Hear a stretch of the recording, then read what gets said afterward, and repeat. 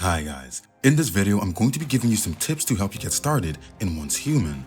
I wish I knew these things at the start of my journey, so I hope they help you out.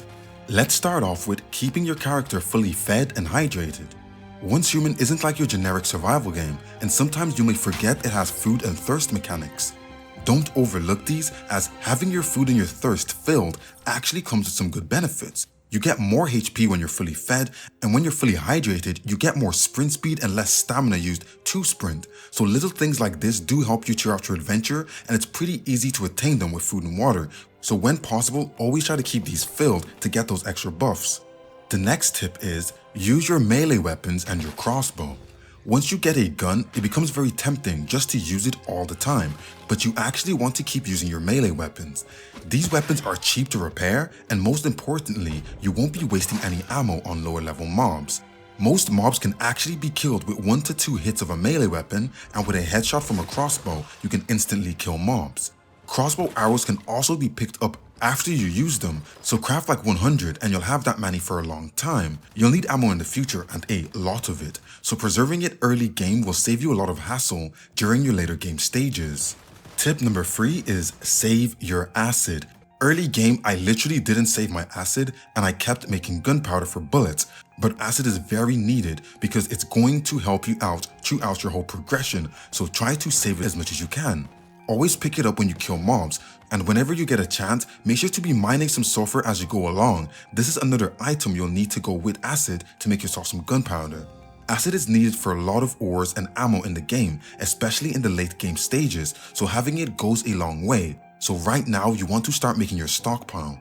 Now for setting up a camp and a base territory. Camps give you a respawn point. They let you craft basic gear, boil water to drink, and cook food, which will help keep you alive during your adventure, and it will help you keep your HP and stamina full, giving you buffs. Sometimes it takes a while to find a base spot you like, but don't let that stop you from starting to build your territory. Building your territory gives you access to a lot of building options, from base building to building compartments that let you charge your deviations, who will aid you in different ways. You can actually save templates of your base or simply move it anywhere on the map, so you never have to actually rebuild from scratch.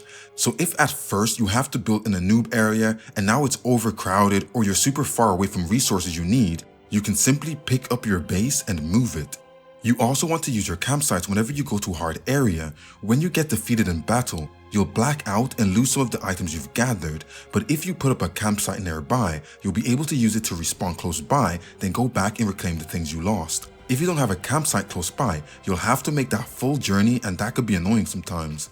And for my 5th tip is collect fuel from cars you see. I overlooked this for the longest time because I didn't think I'd need to use my motorcycle or any vehicle for that matter. Then I regretted it once I realized how often I was actually using my motorcycle. Fuel can be found in cars scattered across the map. Always check to see if there is fuel in a trunk and pick this up.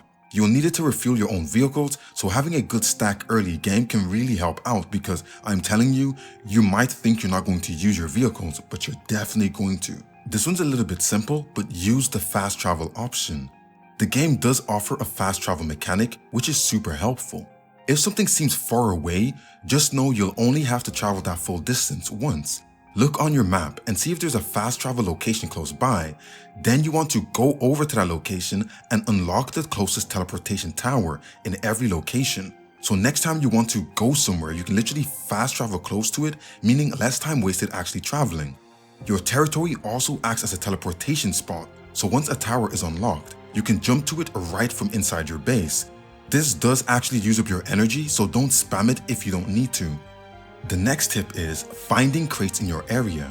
In every region, you'll see a group of quests to complete. These quests complete the area, and one of the quests is usually to find different types of crates. These give you some handy loot, and you have a high chance to find a weapon, armor, or a blueprint. Weapons and armor go a very long way, especially early game, so when you get that early game gun or really good armor, that's going to do a little bit more damage or give you a little bit more protection during your early game stages, so you want to always go and look for these things. Sometimes some places have multiple spawns where they're going to spawn over and over again, so you want to always go and check and see if these have spawned out. The next tip is how to grind continuous XP. XP grinding can be rough, so to get lots of continuous XP, you need to use your time wisely.